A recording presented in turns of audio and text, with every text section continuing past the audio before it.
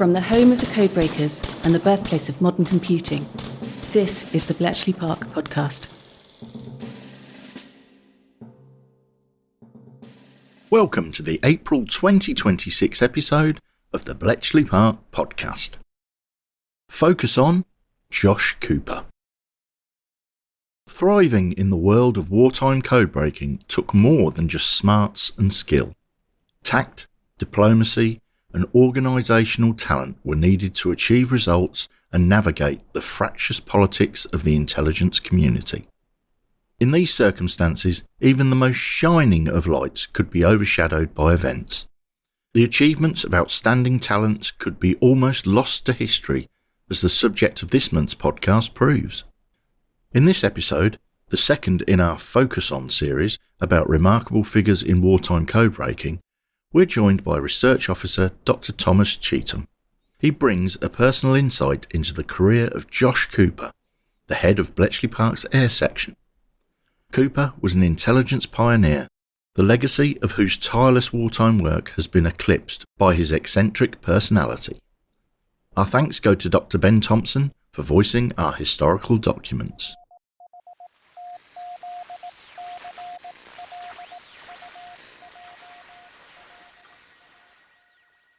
For our second episode in this sub-series, Focus On, Tom has picked a subject that you have a special fondness for, I think would be a good way of saying it, wouldn't it? Yeah, I think it's fair to say I'm not going to approach this one in an entirely impartial manner because we're talking about a man who I have a great deal of admiration for and I think deserves to be a lot more prominent than he is. We've mentioned him countless times over the years, but only in passing really, haven't we?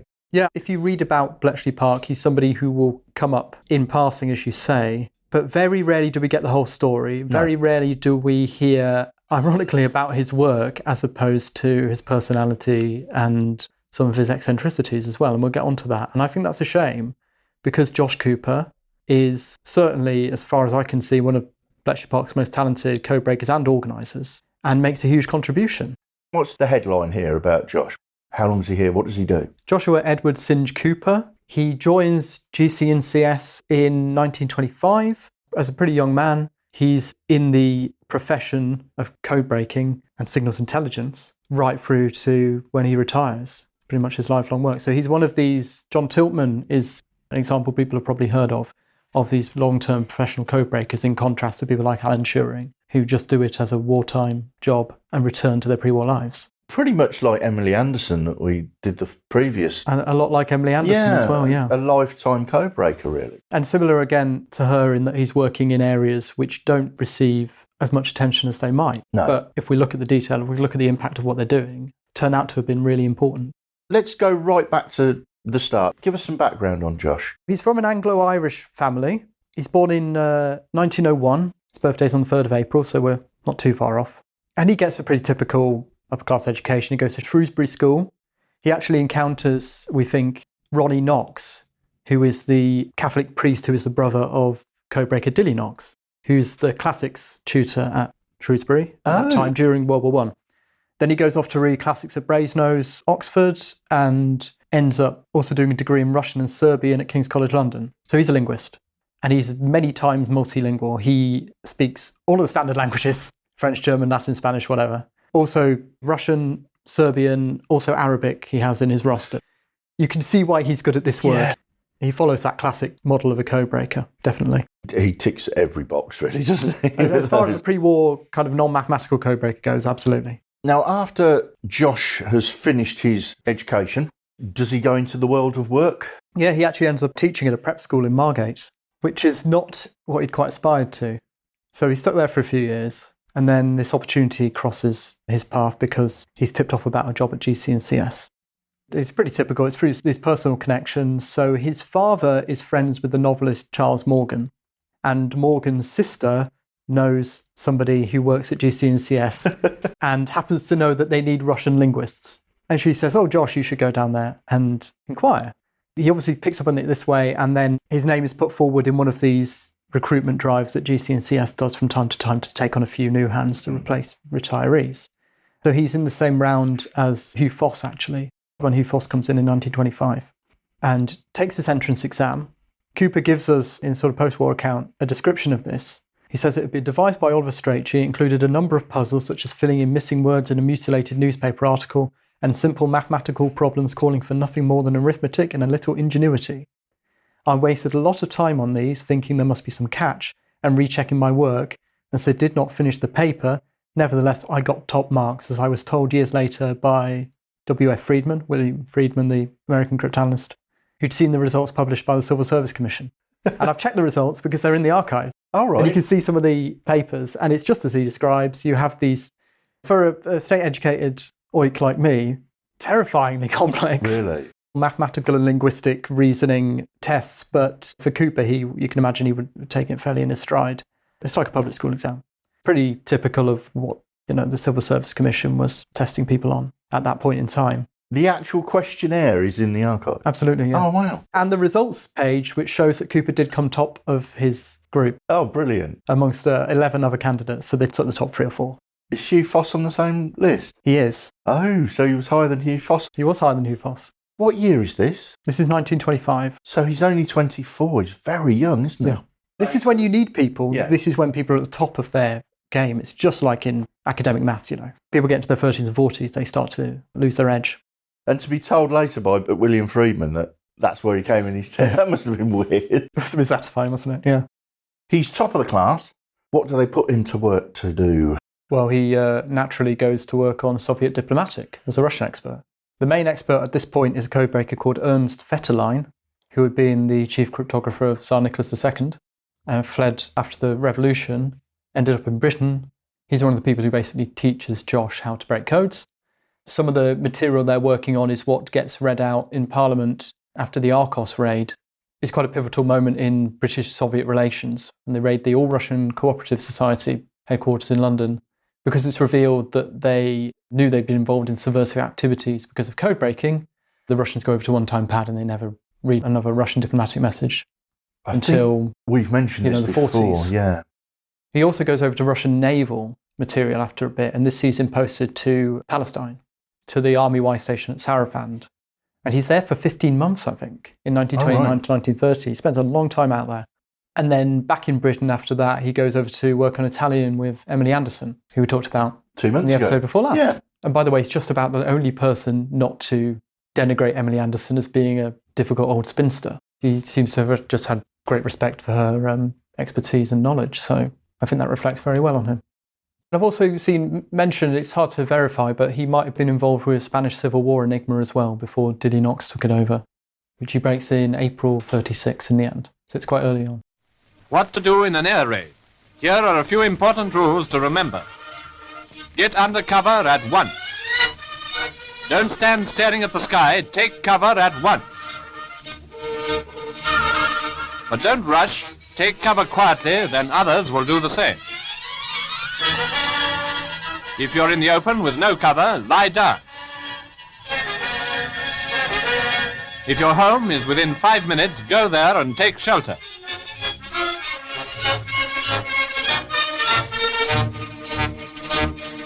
And keep away from windows.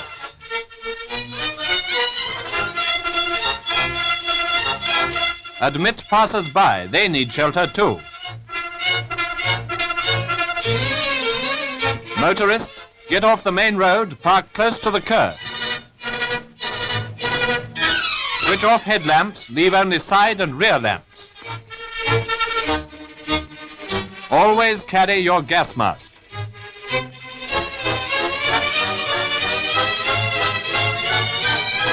See that your blackout is complete. Above all, don't stand staring at the sky. Take cover.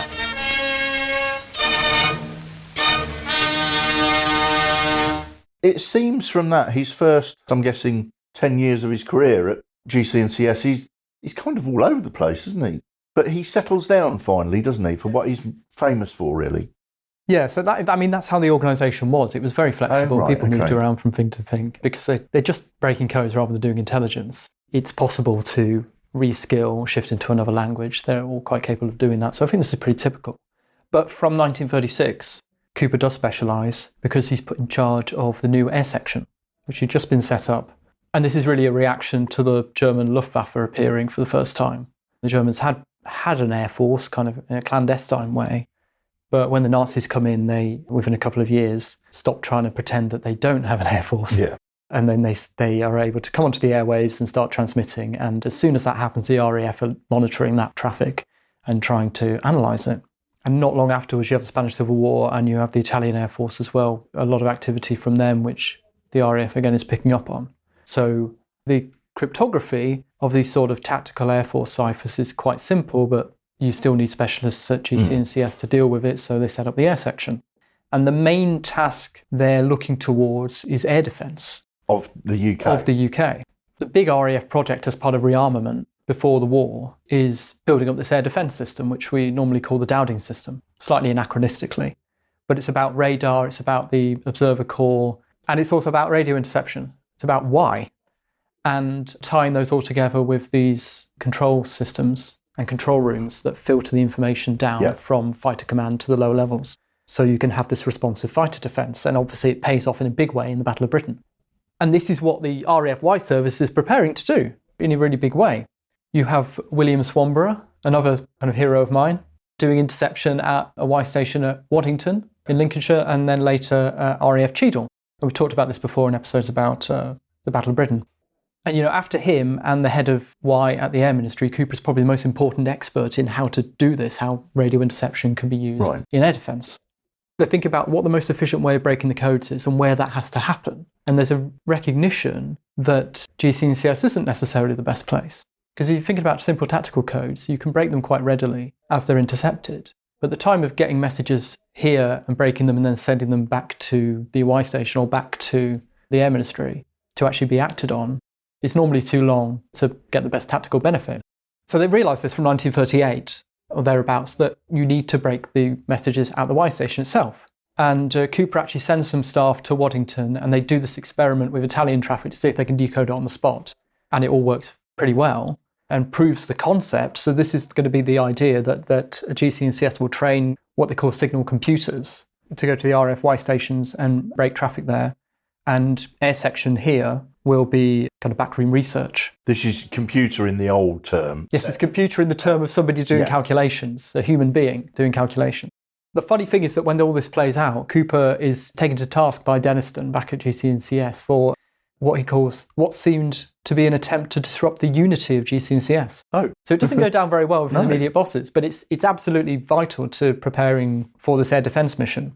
This pre-war period, the adage is from Stanley Baldwin, I believe, the bomber will always get through. There's this view that there's not a lot you're going to be able to do about air defence. What's Josh Cooper's view on it? Do you know?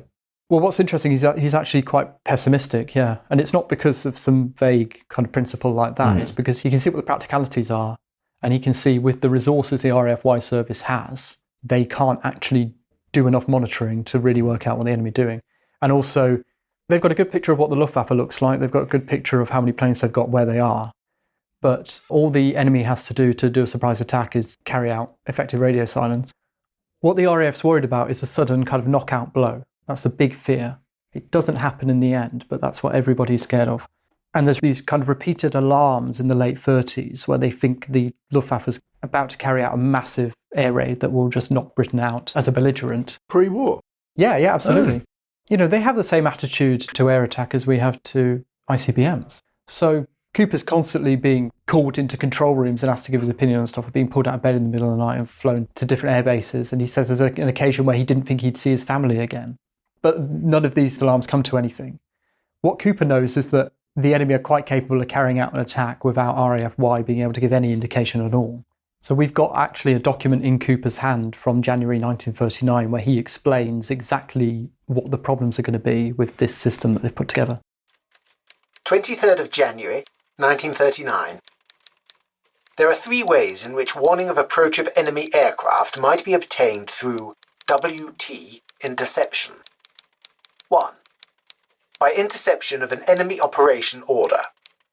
It is possible that we might by this means obtain warning of a sudden Italian attack on a British possession. E.g., we know that on the 16th of March 1937, the Italian Air Ministry gave an order by wireless for the terror bombing of Barcelona a few hours before the raids began. There is, however, no hope of intercepting any such German operation orders, which would probably not be sent by wireless, nor of deciphering them when intercepted. 2. By interception of signals from aircraft in the air. If raiding aircraft were to start transmitting signals by wireless when on their way to a target, we could fix their position by use of directional wireless, even if we did not understand the signals they made. We cannot, however, assume that raiders would have anything to say between leaving their bases and arriving over the target, still less that they would be so foolish as to say it by wireless. 3. By general inference from wireless signals, not necessarily from enemy air force. This method might prove very profitable as the war went on, and we gained experience of enemy habits. It was exploited very successfully in the War of 1914-18. It is not likely to give warning of the first raid in a war. If the enemy, at a time of political tension, were to make some sudden change in his normal peacetime wireless habits, our wireless interception service would, rightly or wrongly, ascribe a sinister motive to the change, and give notice that they had reason to believe that an attack was impending. This is the utmost we can hope for. Signed, J.E.S. Cooper. It seems quite pessimistic, that document. Well, as you said. Realistic. Well, yeah, I suppose so, yeah. What's the RAF's view? They humour him. But no, I think that's interesting in itself. The RAF, they don't react, by which I mean William Swanborough at the Y Station and the Air Ministry. They don't say, who are you, why are you butting in on business that isn't yours? So what's interesting is even though they're saying, don't worry about it, we've got it under control, we think it'll be all right on the night and we're going to carry on, which they're probably right to do to an extent, they recognise Cooper as an expert whose opinion is valid. They do this with a lot of people, don't they? Yeah. And this is really interesting because it suggests that Cooper fits into this model of the RAF using civilian expertise, which we see a couple of examples of Robert Watson-Watt working on radar, and also Barnes-Wallis, people like that. The RAF have a lot of civilian scientific experts, and they respect them, and they try and make the best use of them. They don't have this hidebound attitude that we normally associate with the relationship between Bletchley Park and the outside world. So I think he is recognised as an expert. A really good example of that, he's the first member of GC&CS to know what radar is, or as they know it at the time, RDF, radio direction finding. He's taken to Bordsea in Suffolk, where they're testing this, and shown how it works. And when he goes back to GC&CS, he learns that Denniston and Edward Travis as well, they've never heard of it. They've got no idea what it is. Oh. He's the only person to know about the secret weapon. So he's definitely trusted then, isn't he? Absolutely. Yeah. He also takes part in the interrogation of the very first interrogation of a Luftwaffe pilot shot down over Britain in October 1939. What, they pull him in to do that? They pull him in to do that, and we'll learn more about that later. But he's clearly not just a backroom technical boffin. He's an authority on air intelligence. He's recognised in that way by the RAF. He's been doing the job quite a while, really, before the war starts. So once the war starts, what state is the air section in? Well, first off is that it's tiny. It's only 9 people, pretty much the smallest team at GC&CS. But ironically, at the same time, they're all one of, if not the most successful. Because they're dealing with these quite simple tactical codes, they've broken all of them. They've broken all the German tactical codes. They've broken almost all the Italian ones. The Germans try and throw them off when war is declared, and they change call signs and they change their fuselage numbers. And eventually they start swapping out old code books for new ones. But they keep on top of all that pretty effectively. So alongside those code-breaking tasks, one of Cooper's first jobs is to bring in candidates to be those computers that they need at the Y Station. They don't have staff on hand to send off straight away. Luckily, the Germans give us this day of execution at the start of the war, the phony war, of course. Yeah. So he has a chance to find the Cambridge undergraduates, train them in code-breaking, and they're working at Cheadle from April 1940 in time for the Battle of Britain and the Battle of France as well. 6 years of hard training and actual battle experience in Spain and Poland had made the German army look invincible. But what about the British and French? First, let's take up the British. They started from scratch, but both at home and abroad, an army was growing. For not only Britain had declared war, the whole British Commonwealth of Nations was also determined on victory over Hitlerism and all it stands for. Between Britain and Germany stood not only France, but the little countries of Luxembourg, Belgium, Holland, Denmark, Norway, and Sweden. The people of these small neutral countries were peaceful, hard-working, and free. They knew they were in the middle and feared violation of their neutrality. Hitler knew this. He also knew that if they united with the Allies, they would form a solid democratic wall against Nazi aggression, and their conquest would be far more difficult. So before striking with his armies, he used another weapon, the propaganda barrage, to confuse, to make them lose faith, to divide and conquer. To lull the fears of the little neutrals, Propaganda Minister Goebbels told them Germany didn't want a war at all. It was Britain and France that caused all the trouble. Now, I think I'm right in saying that one of the first Enigma keys that gets broken here is an Air Force key? Yeah, and Air Force keys are the mainstay of the Enigma that they're breaking right through the war. So how does Josh Cooper get involved with that? Now, obviously, GC&CS goes into the war with this neat Army, Air Force, Navy setup, and each section breaks Army, Air Force and Naval codes. So it makes a lot of sense. Following this system, Air Section should have got Air Force Enigma to work on. And at least you'd have thought it should have, if not breaking the ciphers, receiving the messages, translating them, reporting them to the Air Ministry, because they are part of the Air Ministry, and they're the correct channel. But what actually happens when Enigma starts being broken in early 1940, none of it's handled by Air Section. Because this is a new machine cipher and very different, and you need these mathematicians to break it, there are very valid reasons for saying we need a new team to break Enigma, separated out from the old code-breaking sections. So that's Hut 6. And they decide to set up Hut 6 in about November 1939. That's all been decided. Nobody's decided what to do with the messages, though. When the first Enigma messages start to appear, the first decodes, in January 1940, this is when Frederick Winterbottom, our old friend, the author of the Ultra Secret, who blows the lid on Bletchley Park in the 70s, but is, during the war, the head of the air section at MI6, and thus kind of first in line to look at these decodes. His liaison. Yeah, that's kind of what his role turns into. And what he does is he goes to Stuart Mingus, who's just taken over as head of SIS, and says, what if I get an agreement with the Air Ministry that we just handle this for them? So he goes to the head of Air Intelligence and Air Commodore Buss, and he reaches an agreement that the SIS will handle the breaking and the translation of all the Enigma material, and they'll just hand Air Ministry the results. So this is SIS itself, not GC&CS, which comes under SIS. Yeah, that's right. You can see the political advantages for SIS is that they get to control this source. They get absolute control over this new source of intelligence. And if it turns out to be of huge value, then they're going to benefit from it. And also there's a security argument as well, which is kind of a better justification. So instead of two stages, you'd have one stage. I can see that, yeah. Yeah, and the fact that the problem Air Section has is that it's technically an offshoot of the Air Ministry. It's AI-1E of air intelligence. Now, the fact that the Air Force is doing tactical interception isn't really a secret, because everybody does this. The Germans are doing this, every other country is doing this. The Germans know that the RAF does this. And lots of other people in the government and in the intelligence world in Britain know the RAF does this. So if a decode ever gets back to the Germans and it's associated with AI-1E, there is a fair chance that they'll be able to work out that it has something to do with radio interception, and they'll be able to connect it to Enigma. And then the whole game will be up. There's a very valid security argument that you have to segregate Enigma from what Air Section is doing. But it comes at an organisational cost, and the cost is your own Air Section, and actually the signals intelligence specialists at the Air Ministry as well, they're all bypassed in this system, because the decrypts go straight from Bletchley Park to the German intelligence section at the Air Ministry, not to their own radio people. So you have one channel for Enigma, one channel for tactical code breaking, and the two initially don't meet.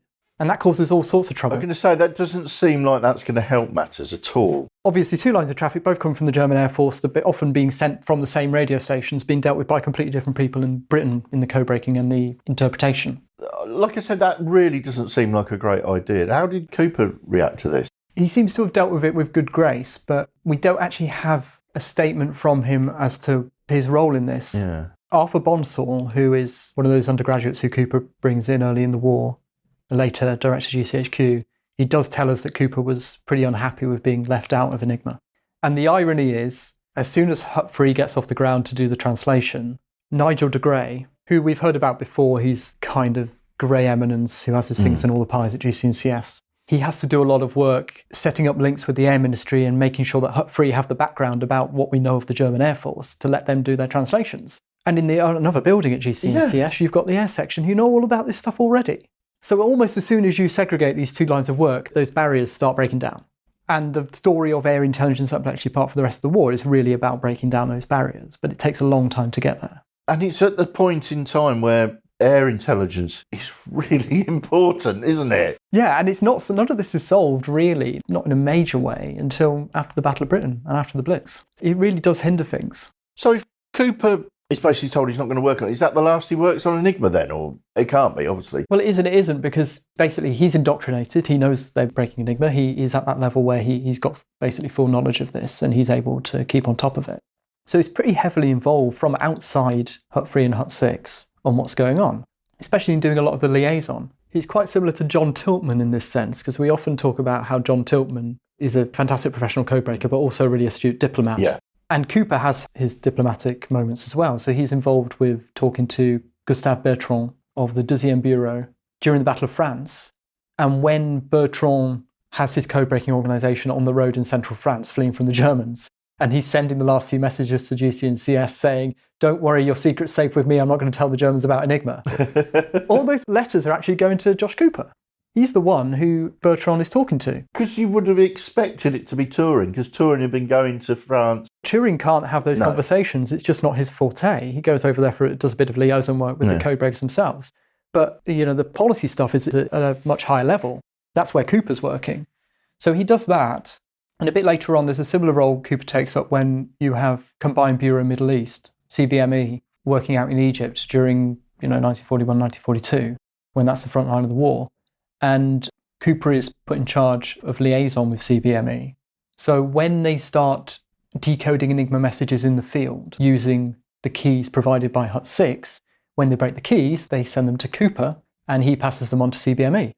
So he's got a quite pivotal role in parts of the Enigma story in just having conversations and facilitating communication with the different parties. Besides the fact that a lot of Air Section's day-to-day work is informed by Enigma. They're using its background intelligence. They're trying to tie up Enigma with the low-grade traffic. Most members of Air Section aren't indoctrinated, so Cooper is having to manage that and work out who has to be indoctrinated and who doesn't, and ensure the security is maintained. That selectivity is in place until September 1943. So Cooper's responsible for working out who has to be in the picture and who doesn't. So as a slightly tangential figure in the Enigma story, he's quite important. Another service maintaining close cooperation with the 8th Army is the South African Air Force. Here some of the boys are being briefed during one of those sandstorms which are unfortunately laid on in these parts. These pictures were taken at the beginning of Rommel's push. The South Africans were taking off in their Bostons for raid after raid against the Africa Corps.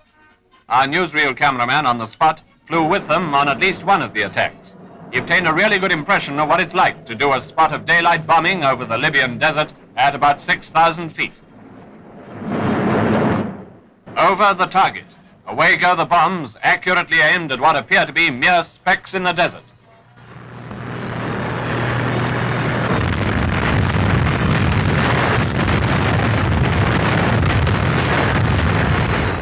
This was an operation carried out against the enemy early in the Libyan battle. Since then, our bombers have been hitting back continuously at the enemy's advancing column, hitting hard at his airfields and supply lines. Like our submarines, doing everything in their power to help the land forces fighting the Battle of Egypt.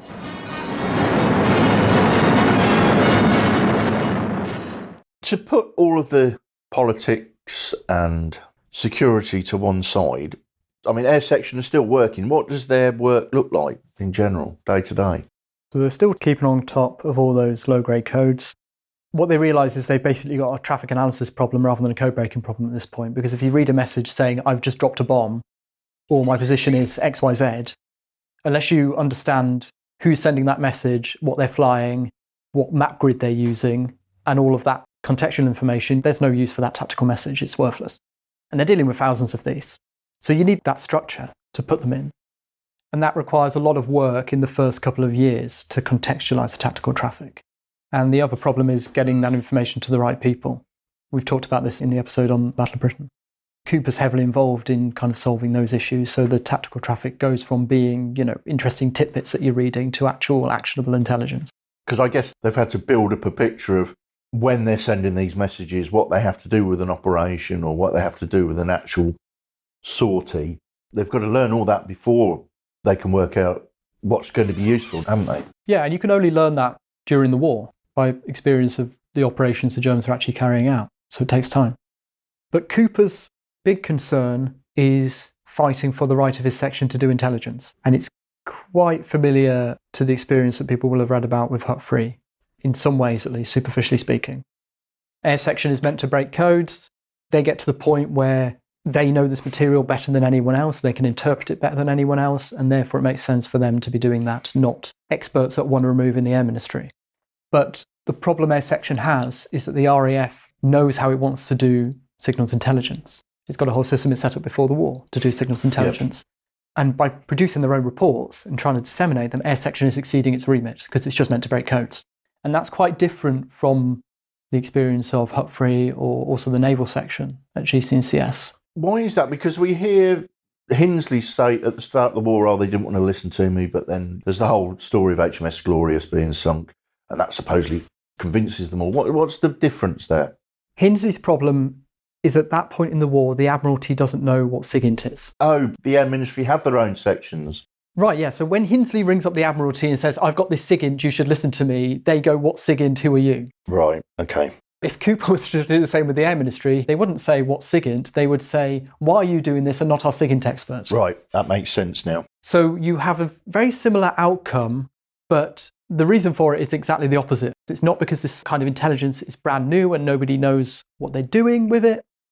RAF SIGINT suffers because they have too good an idea about what they want to do. Right, okay. And they don't have the flexibility to say, actually, Air Section are best placed to be the ones interpreting this stuff. So they're let them get on with it. poaching on their job, isn't it? Exactly. Yeah. Press home your attack.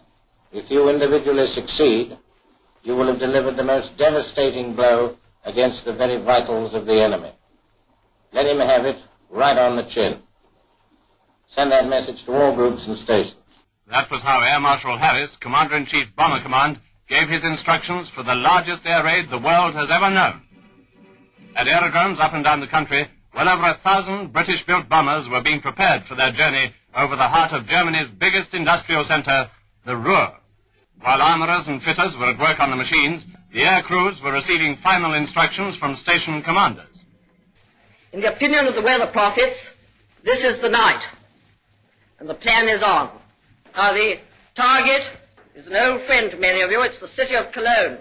The route is almost direct. I'll show it to you. Base, Uchtdorf, direct to Cologne.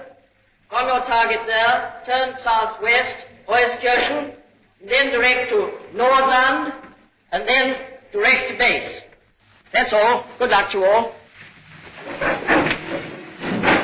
Outside, the huge bombers were being loaded with the largest cargo of high explosive and incendiary bombs ever to be carried by one striking force to a single objective. As you can see, the WAF were directly concerned in this all-important job.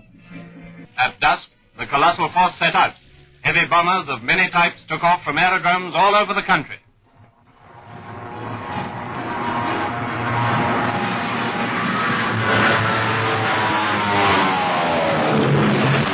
Only perfect staff work could have achieved the devastating success of this raid.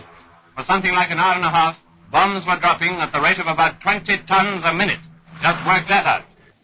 Now, if the Air Ministry don't want the Air Section poaching their job, what else are Air Section doing? They must be doing something to earn their keep. Yeah, they do make progress and they do kind of expand into new lines of work. One job they take on is when you've got to the point where the security cordon around Hut 3 is a little bit weaker. And this only takes a few months, but they eventually start getting to the point where they can put people on Hut 3 to have that fusion of high grade and low grade codebreaking. And from the end of 1940, you have a section called SALU. It's named after John Saltmarsh and Peter Gray Lucas. One of them is an Enigma expert, one of them is a low grade expert. And they sit together in Hut 3 and they try and tie the low grade to the high grade material, which has confused people no end because they seem to kind of belong to Air Section and Hut 3 at the same time, and that organisational distinction isn't very obvious. But what SALU becomes is the main authority on the German Air Force in the West and what the Germans are doing, their reconnaissance and their bombing operations. Because the Enigma tells you where they're based and what their orders are, and the low grade, you can see them actually carrying those orders out. Yeah. So you need both sides of the coin. That's really valuable. And later on, they have kind of smaller versions of Salu set up in North Africa, in Cairo, and after Operation Torch in Algiers, to do a very similar job. So that's brand new, and that's a niche that Air Section fills pretty effectively. And they are allowed to issue that intelligence in certain ways that the Air Ministry is happy with. It's useful. And the other thing that falls into their lap is voice traffic, radio telephony, or RT, especially of German night fighters. We've talked about this before in episodes 170 and 171, about the work that Bletchley Park is doing to support Bomber Command. Because the RT's big value is understanding how German fighters work and night fighters and how the air defence system works over Germany. It's absolutely invaluable for Bomber Command. Because even if it's not valuable on the night, it's valuable to study post-operation, isn't it? Yeah, so you understand how the system works, how the tactics work. It's not a code-breaking problem because this is all in clear. This is unencrypted voice traffic. But because the German pilots are using a bunch of code words and following quite strict procedures to try and conceal what they're doing, it sort of is a code-breaking problem at the same time.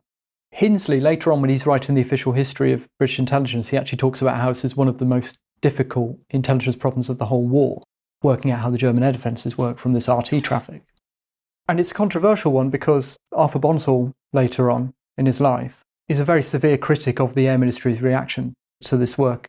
And there's still a controversy to this day, really, about whether the products of that analysis get to the right customers as promptly as they should, especially Bomber Command, and whether they were deprived of intelligence that would have saved lives of Allied aircrew. But I've talked about this in previous episodes. I think they do get to a point where it's working pretty effectively, and they overcome that opposition from Air Ministry, and they manage to get to a point where they are making a big contribution. You went into this in great detail in episodes that you mentioned earlier, 170 and 171, the BMP reports that they were issuing daily. You said earlier that Cooper was a great diplomat. What role is he playing in the middle of all of this? Because there's obviously arguments going on here, isn't there? Absolutely. It does get quite fraught at times. And you see Cooper's name in all sorts of places in the files. He's absolutely a constant presence, and I think it's really telling that he never gets argumentative. He never criticises. He's always cordial and constructive. Cooper obviously wants Air Section to make a name for itself, and he wants its intelligence to be spread far and wide. He understands that if they're going to do that, alienating the Air Ministry is not the way to get there. What's interesting is he has these kind of young terriers. He has these undergraduates who are more argumentative than he is, people like Arthur Bonsall and Peter Gray-Lucas, who are full of new ideas, who like to write these memos, send them to all and sundry, and have the argument. And Cooper's role as somebody slightly older and slightly more responsible in his position is to rein them in, smooth over ruffled feathers, keep the whole show on the road, going in the right direction, and basically going when they need to go, maybe a little bit later than some would have liked. But reining in those young bloods is quite an important role I feel like he must have played. He must have been very good at it, because I recall so many oral history accounts when Josh Cooper's mentioned in a managerial role, there's nothing but praise mentioned about him. I think everyone says what a great boss he was. You don't get that with every section at all. He's definitely not a difficult figure. People like him. Maybe not at first. I'll come on to that in a bit. But he's very well liked. I think you can definitely argue he's not the most efficient organiser. He organises in a loose way, in a more like that kind of traditional GC&CS way. That's probably why he's thought of so highly by the staff. Yeah, and he's not an onerous manager. No. And he would have been, let's be fair, pretty useless in charge of the bomb section or the tabulating section or somewhere you need to run it like a factory. But in charge of a code-breaking and intelligence section where things are a bit more freewheeling, he's pretty effective. We said quite early on in this that at the start of the war, there were 9 people in the air section. Yeah. It grows, obviously. I mean, what does it grow to? It's one of the few sections that is breaking stuff all the way from the first day to the end of the war, isn't it? Yeah, so eventually it grows up to about 300 staff. They're breaking German tactical codes. They're doing low-grade codes on ground networks as well, a bunch of different minor codes for all sorts of purposes. They're doing medium grade, which is double playfair used by the German Air Force. Doing that Enigma tie-up work through the Salu section with Hut 3. Towards the end of the war, they actually start a watch in the air section that basically does what the watch in Hut 3 does. They translate and summarise decodes and send them on to commands. But it's not high-grade Enigma traffic, it's low-grade. But they're doing that. You have the BMP reports, which you mentioned. A huge area of work which Cooper's responsible for, which gets very little attention, is meteorological codebreaking. Something we might have to raise in a future podcast. I think we should, because we've mentioned the Met section quite a few times over the years. I mean, they had their own hut, but we don't really talk about them, do we? They're a bit of a Cinderella, so they deserve more attention, and Cooper's in charge of that because the RAF controls the Met office, so Air Section gets Met codebreaking. And I haven't even talked about Italian, really, and Japanese codebreaking, because those are areas that Air Section expands into later in the war as well. So the range is huge. And the range of customers as well, the range of relations they have with the RFY service, with the Air Ministry, with the US Air Force when they come in, with places like CBME and the Far East Combined Bureau when they start working on Japanese. Cooper's handling all those outside relationships as well. Looking at Cooper's personal role, to add it to the list, he's John Tiltman's deputy in the research section, which is where all the work on the fish ciphers comes out of. So it's a remarkably long list of responsibilities. If you look at a well-regarded figure like Eric Jones, just has to deal with Army Air Force Enigma. Yeah. What Cooper's doing is much wider than that. It's more like what Edward Travis is having to do as head of GC&CS, or Nigel de Grey, who's got his fingers on all the pies, you know. He's more on that level, I think, if you look at the range of responsibilities that he's having to worry about. I think he gets recognised for that, and there's a really nice little quote from Edward Travis in his end-of-year report for 1942, where he says everything Air Section was doing was handled with the clearness of foresight which has always characterised its head. And 42 is the year he takes over, isn't he? So he's director at that point. And he's very happy with what Air Section is achieving at that point in the war. He should be, with the amount of jobs he's doing by the looks of it. And this is why Cooper is so busy. I think this is something else that comes through. He's one of the hardest working people that you can imagine. He lives with his family just outside the BP gates in one of the houses that had been built by Captain Faulkner just before the war, on the road running up to the main gate. But he's barely ever there. And we actually have a bit of a recording with his son Michael Cooper talking about those rare times that his dad was actually home during the war.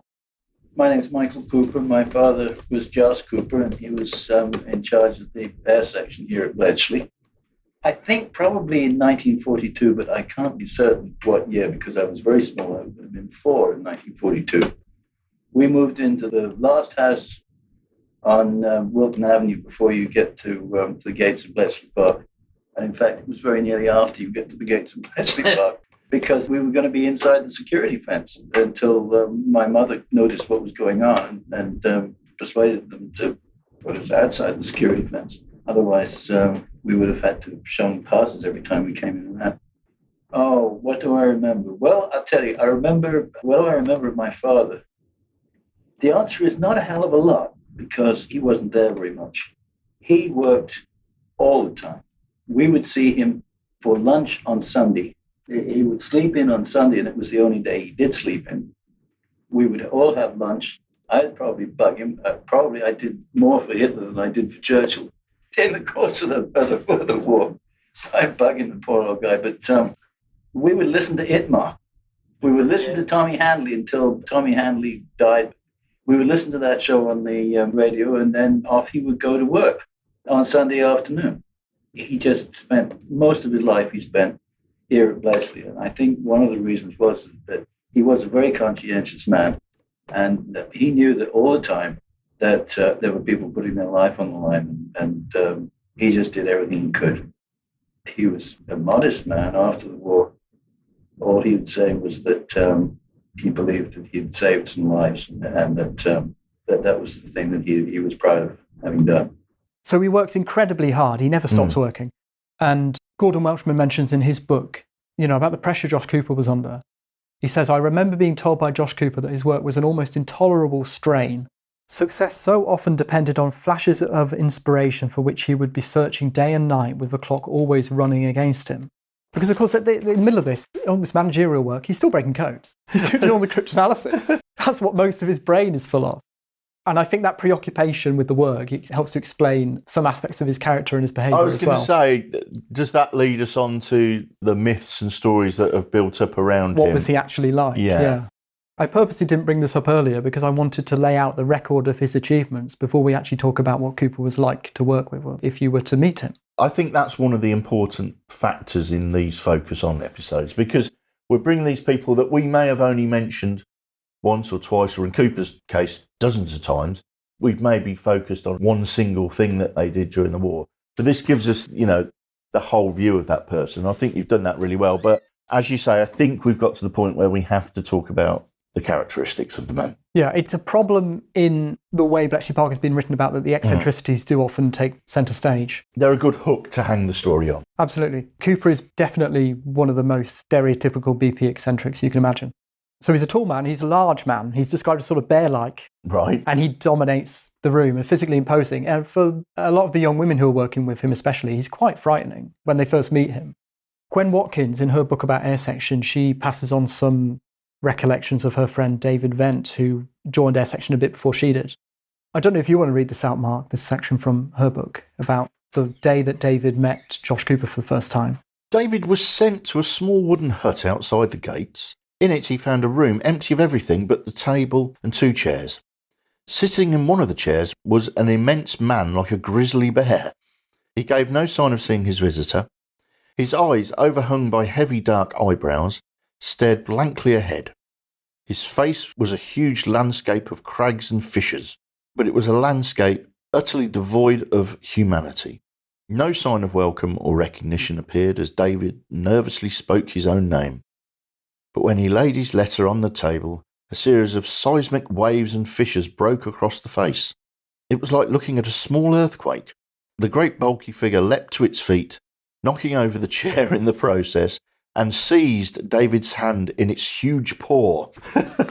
You kind of picture a codebreaker as being a small, tweedy person with glasses, and he's not that picture, is he, at all? So yeah, he's really imposing. He's got these kind of physical tics as well, which people pick up on.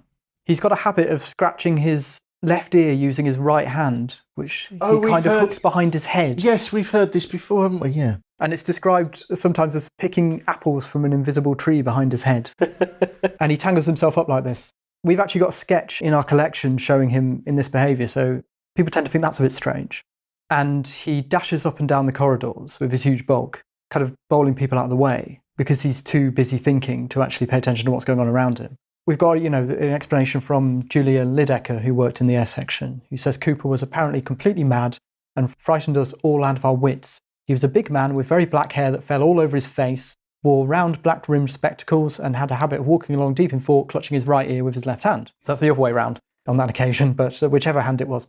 The corridor down the centre of Hut 10 was very narrow, and if from one end you saw Josh approaching, you scuttled into the nearest doorway, as he was so deep in thought he would not have seen anybody and would probably have knocked us flat. If walking outside, he was to be seen hopping on and off the curb by the side of the road. He accompanies this with these sorts of shouts and these sorts of shrieks that he makes when something exciting is happening, which also kind of terrifies people until they get to know him. But his kind of main characteristic maybe is that the main reason for his eccentricity is that he was deeply socially awkward. And his secretary, Anne Lavelle, tells us he'd get awfully embarrassed and worried when he felt he wasn't acting like an ordinary human being. And this leads to all sorts of strange occurrences. If you remember earlier in the episode, I mentioned the interrogation that Cooper was involved with. Yes, the first German prisoner. Yeah. Also in the room was R.V. Jones, the scientific intelligence expert from the Air Ministry. A hero of both of ours. Absolutely. And he writes about it in his book. And he says, the interrogation team entered the room, and when they'd settled themselves down, the door was thrown open and the prisoner marched in. He was a typical product of Nazi success. His uniform was smart, his jackboots were gleaming, and his movements executed with German precision. As he came to the centre of the room, he was halted and turned to face the panel. No sooner had he executed his turn than he clicked his heels together and gave a very smart Nazi salute. For this the panel were unprepared, and none more so than Josh, who stood up as smartly, gave the Nazi salute, and repeated the prisoner's Heil Hitler. Then, realising he had done the wrong thing, he looked in embarrassment at his colleagues and sat down with such speed that he missed his chair, and to the prisoner's astonishment, disappeared completely under the table. So he's a man who really doesn't know how to act in public.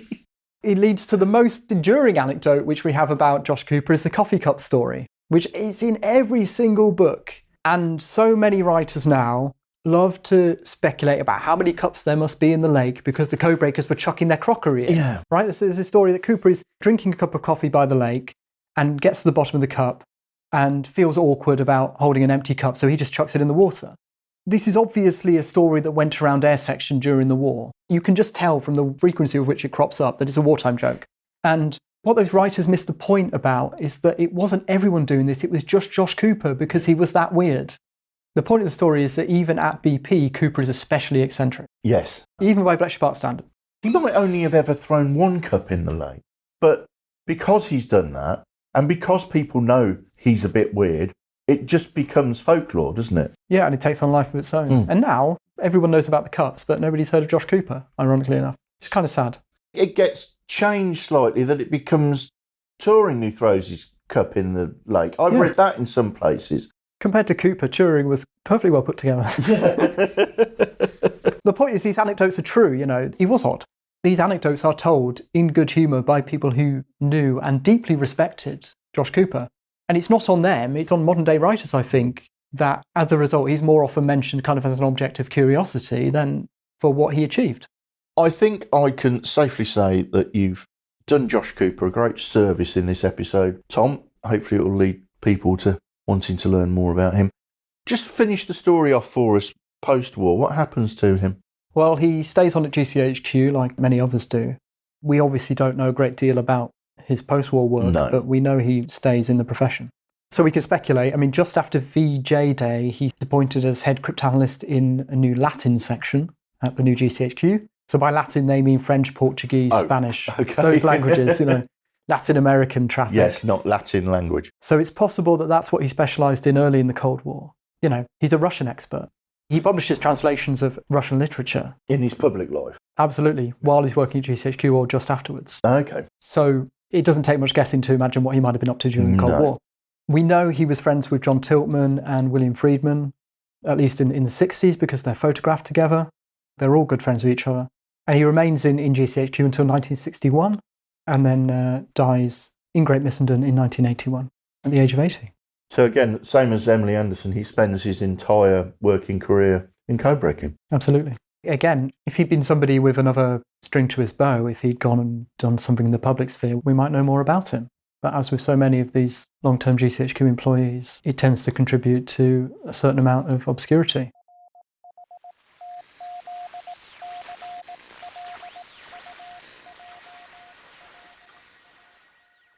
Thanks to the paid and volunteer staff, visitors and veterans who took part in this podcast. To find out more, go to bletchleypark.org.uk. You can follow Bletchley Park on Twitter, Facebook and Instagram. This podcast is produced for the Bletchley Park Trust by MC Fontaine and supported by Audioboom. If you like this podcast, please leave us a review on iTunes.